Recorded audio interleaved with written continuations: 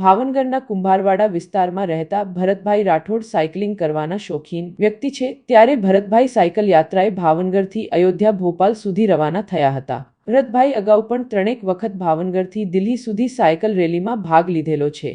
મધ્યપ્રદેશના ભોપાલ અને 3 વખત સોમનાથ દ્વારકા સુધી સાયકલ યાત્રા કરી છે।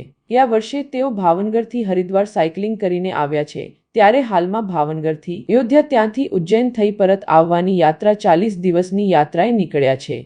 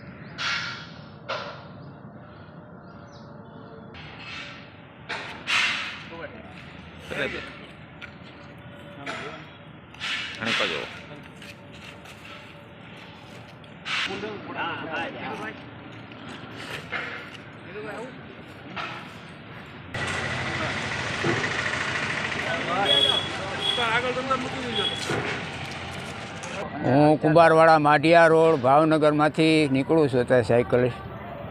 મારું નામ ભરતભાઈ બચુભાઈ રાઠોડ છે। ભરતભાઈ, તમે અત્યારે ક્યાંથી ક્યાં જઈ રહ્યા છો? અત્યારે અયોધ્યા જઈ રહ્યો છું ભાવનગરથી। આ યાત્રા તમે કેટલા દિવસમાં પૂર્ણ 40 દિવસમાં પૂર્ણ કરીશું। તમે લોકોને શું સંદેશો દેવા માંગો છો?